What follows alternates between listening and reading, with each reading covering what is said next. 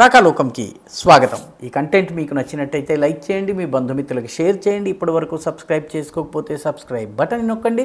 అదేవిధంగా బెల్ ఐకాన్ని కూడా తప్పనిసరిగా నొక్కండి. సంక్షోభంలో కూరుకుపోయినటువంటి బంగ్లాదేశ్లో మహమ్మద్ యూనుస్ ప్రస్తుతము మధ్యంతర ప్రభుత్వానికి సర్వా అయ్యారు. మహమ్మద్ యూనుస్ ఆర్థికవేత్త. ఆయన 2006 నోబెల్ ప్రైజ్ సంపాదించారు. ఆ తరువాత నుంచి ఆయన అమెరికాలో అమెరికా మాత యొక్క ఒడిలో పడుకుని సేద తీరుతున్నారు. ఇప్పుడు షేక్ హసీనా దేశం వదిలి వెళ్ళిపోగానే అమెరికా ఆ బజ్జున్న బుజ్జాయిని లేపి బంగ్లాదేశ్కి పంపించింది. ఇప్పుడు ఆయన మధ్యంతర ప్రభుత్వంలో కీలక పాత్రలో ఉండడమే కాదు, రేపు ఏ ప్రభుత్వం ఏర్పడినా ఆ ప్రభుత్వానికి ప్రధాన అడ్వైజర్గా, సలహాదారుగా ఆయన ఉండబోతున్నారు. ఆయన కనుసన్నల్లో బంగ్లాదేశ్ ప్రభుత్వం నడవబోతుంది. ఆయన అమెరికా కనుసన్నల్లో నడవబోతున్నారు. ఇది జరుగుతుందని మొదటి నుంచి చెబుతూ వస్తున్నారు. అదే జరుగుతున్నట్టుగా ఉంది. రానున్న రోజుల్లో అమెరికా కోరుకున్నట్టుగా సెయింట్ మార్టిన్ ఐలాండ్ ద్వీపం ఏదైతుందో ఆ ద్వీపంలో అమెరికా వైమానిక దళ స్థావరం ఏర్పాటు కావచ్చును. అదేవిధంగా చైనాకి సంబంధించినటువంటి నౌకాదళ స్థావరం, జలాంతర్గములను దాచేటటువంటి స్థావరం ఏదైతుందో అది దాని నిర్మాణము వాయిదా పడవచ్చును. అదేవిధంగా బంగ్లాదేశ్లో ఉన్నటువంటి కాక్స్ బజార్, చిట్టగాంగ్ హిల్ ట్రాక్ట్ ఈ ప్రాంతాలతో పాటు మ్యాన్మార్లో ఉన్నటువంటి క్రైస్తవ మెజారిటీ ఉన్నటువంటి కొన్ని ప్రాంతాలను కలిపి ఒక కొత్త క్రైస్తవ దేశం ఈస్ట్ టిమోర్ లాగా, సౌత్ సుడాన్ లాగా ఏర్పాటైనా కూడా మనం ఆశ్చర్యపోనక్కర్లేదు. అమెరికా కోరుకున్నది ఇదే, వాస్తవానికి డీప్ స్టేట్ కోరుకున్నది ఇదే.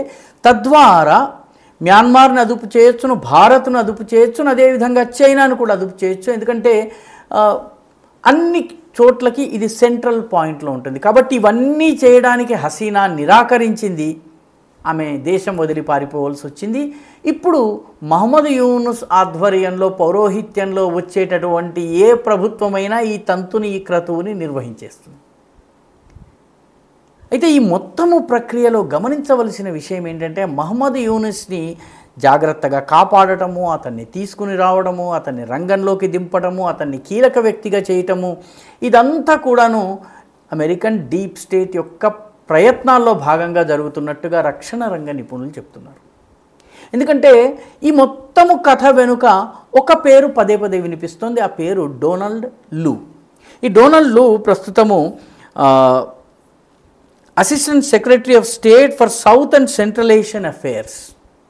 దక్షిణ ఆసియా అంటే భారతదేశము, పాకిస్తాన్, ఆఫ్ఘనిస్తాన్, బంగ్లాదేశ్, నేపాల్, శ్రీలంక ఇవంతా కూడా దక్షిణాసియా అవుతుంది. అదే సెంట్రల్ ఏషియా అంటే మన 5 స్థాన్స్ ఉన్నాయి. కిర్గిజిస్తాన్, తుర్కమెనిస్తాన్, కజాకిస్తాన్, ఉజ్బెకిస్తాన్, ఇలా 5 స్థానాలు ఏవైతే ఉన్నాయో ఈ 5 స్థానాలు అంటే మాజీ సోవియట్ దేశాలు, 5 ముస్లిం దేశాలు, వీటన్నిటి వ్యవహారాలను చూసేటటువంటి అత్యంత కీలకమైనటువంటి వ్యక్తి. డొనాల్డ్ లూకి ఇంకొక ప్రత్యేకత ఉంది. ఆయన రెజీమ్ చేంజ్ ఎక్స్పర్ట్. ఆయన ఎక్కడికి వెళితే అక్కడ ఉన్నటువంటి ప్రభుత్వాలు మారిపోతాయి. ఆయన గతంలో కిర్గిజిస్తాన్ అంటే సెంట్రల్ ఏషియన్ స్టేట్ కంట్రీ ఇది, అక్కడ వెళ్ళారు, రాయబారిగా ఉన్నారు. అక్కడ అంతర్యుద్ధం ప్రారంభమైంది. అల్బానియాకు వెళ్ళారు, యూరోప్లో ఉన్నటువంటి దేశము. అల్బానియాలో అంత ఘర్షణాత్మకమైనటువంటి వాతావరణం ఏర్పాటైంది. ఏప్రిల్ 2022లో ఇమ్రాన్ ఖాన్ పదవి పోయింది. అంతకు ముందు డొనాల్డ్ లూ అక్కడ తిష్ట వేసి ఉన్నాడు. సో అనేక సందర్భాల్లో ప్రెస్ కాన్ఫరెన్సెస్లో, బహిరంగ సభల్లో కూడాను ఇమ్రాన్ ఖాన్ నా ప్రభుత్వాన్ని పడగొట్టేందుకు, నన్ను జైల్లో పెట్టేందుకు, నా పార్టీ గుర్తింపు రద్దు చేసేందుకు అమెరికా తరఫున డొనాల్డ్ లూ వచ్చి ఇక్కడ తిష్ట వేశాడు. ఇవన్నీ జరగబోతున్నాయని చెప్పి ప్రజల్ని హెచ్చరించారు. ఆయన చెప్పినట్టుగానే ఎన్నికల్లో అత్యధిక సీట్లు గెలిచిన పాకిస్తాన్ తెహ్రీక్ ఇన్సాఫ్ రద్దయింది. అదేవిధంగా ఇమ్రాన్ ఖాన్ జైల్లో ఉన్నారు.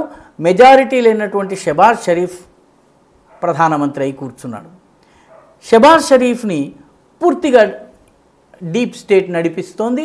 షెబాజ్ షరీఫ్ అధికారంలోకి వచ్చిన తరువాత అమెరికా నుంచి రుణం యొక్క రోల్ ఓవర్ అంటే రుణ వాయిదా చెల్లింపుకి గడువుని పొడిగించటం, అదేవిధంగా IMF యొక్క లోన్లు పాకిస్తాన్కి తామర తంపరగా రావడానికి కారణము ఇది. ఆయన శ్రీలంకకు కూడా వెళ్ళారు. శ్రీలంకకి జూలై 2022లో వెళ్ళారు. ఆయన వెళ్ళిన కొద్ది రోజులకే శ్రీలంకలో మహిందా రాజపక్ష, గోటబాయ రాజపక్ష నాయకత్వంలో ఉన్నటువంటి ప్రభుత్వము పతనమైపోయింది. ప్రజలు తిరుగుబాటు చేశారు.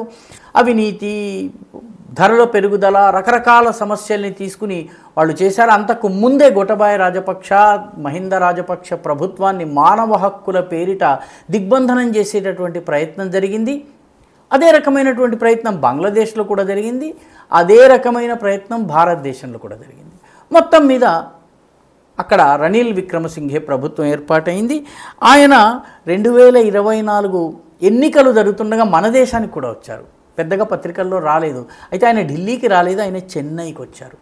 చెన్నైలో ఆయన ఇచ్చినటువంటి ప్రకటన నిజంగా కూడాను ఆందోళన కలిగించాల్సినటువంటి ప్రకటన. ఆయన to strengthen the bilateral relations with south India, దక్షిణ భారతదేశంతో ద్వైపాక్షిక సంబంధాలు పెంచుకోవడం. మొత్తం దేశం ఒకటైనప్పుడు దక్షిణ భారతదేశంతో మాత్రమే ద్వైపాక్షిక సంబంధాలు ఎలా పెంచుకుంటారు? అంటే దక్షిణ భారతదేశాన్ని వేరుగా ఆలోచిస్తున్నారా?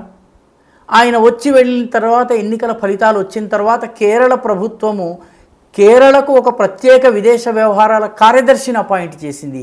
దీని అర్థం ఏంటి? ఈ రెండింటికి ఏమన్నా లింక్ ఉందా? కాబట్టి ఇది ఆలోచించవలసినటువంటి విషయము. ఇప్పుడు రానున్న రోజుల్లో బంగ్లాదేశ్లో డొనాల్డ్ లూ వేసినటువంటి ప్లాన్ ప్రకారం మహమ్మద్ యూనిస్ ఉండబోతున్నారు. అయితే పూర్తిగా అమెరికా నల్లేరు మీద నడక అని మనం చెప్పలేము. ఎందుకంటే అక్కడ తన అధికారంలోకి రావడం కోసము కరడుగట్టినటువంటి మతోన్మాద పార్టీ అయినటువంటి జమాతే ఇస్లామీ బంగ్లాదేశ్ జమాతే ఇస్లామీ అనేటటువంటి పార్టీ సహకారం తీసుకున్నారు. ఆ పార్టీ అమెరికా మాట వినేటటువంటి పరిస్థితి లేదు. రేపు ఈ పార్టీకి గనక ఎక్కువ సీట్లు లభిస్తే రానున్న రోజుల్లో ఇబ్బందులు ఉన్నాయి. పైగాను ఈరోజు బంగ్లాదేశ్లో ఉన్నటువంటి ఇస్లామిక్ ఛాత్ర శిబిర్ అనేటటువంటి విద్యార్థి సంస్థ బంగ్లాదేశ్లో మోస్ట్ పవర్ఫుల్ స్టూడెంట్ ఆర్గనైజేషన్. కాబట్టి వీధి పోరాటాలు, వీధి అల్లర్లు ఇవన్నీ కూడా చేసేటటువంటి పరిస్థితి ఉంది.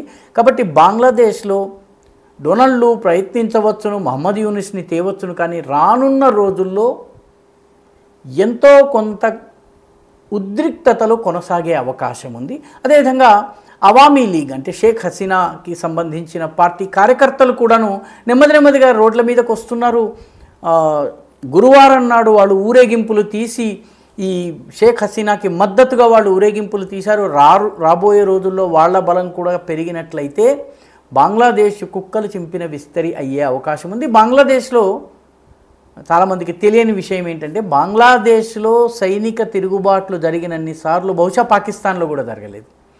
బంగ్లాదేశ్లో ఇప్పటి వరకు 29 సార్లు సైనిక తిరుగుబాట్లు జరిగినాయి. 3 తిరుగుబాట్లు ప్రధానమైనవి ఇప్పుడు జరిగింది.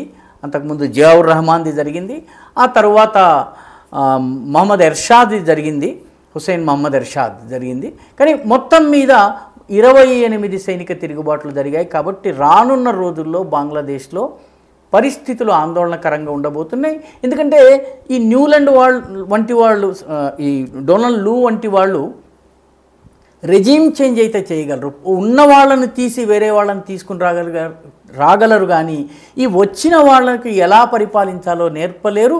ఆ తరువాత తలెత్తే సవాళ్లను ఎలా ఎదుర్కోవాలో కూడా వాళ్ళు చెప్పలేరు. కాబట్టి బంగ్లాదేశ్లో ఉద్రిక్త పరిస్థితులు ఉండబోతున్నాయి, కఠినమైనటువంటి రోజులు ఉండబోతున్నాయి. దానివల్ల బంగ్లాదేశ్లో ఆర్థికాభివృద్ధి కుంటుపడబోతున్నది. మొత్తం మీద దేశంలో వాళ్ళ యొక్క కీలుబొమ్మను తీసుకొచ్చి పెట్టినప్పటికీ, ఏ ప్రభుత్వం వచ్చినా వాళ్ళ కీలుబొమ్మ చేత నడిపించినప్పటికీ కూడాను బంగ్లాదేశ్లో రానున్న రోజుల పరిస్థితులు ఆందోళనకరంగా ఉన్నాయి. చీకటి రోజులే కనిపిస్తున్నాయి. ఈ వీడియో మీకు నచ్చినట్టయితే లైక్ చేయండి, షేర్ చేయండి, ఈ ఛానల్కు సబ్స్క్రైబ్ చేయండి. మీ అభిప్రాయాన్ని కమెంట్ల రూపంలో తప్పనిసరిగా పంపించండి.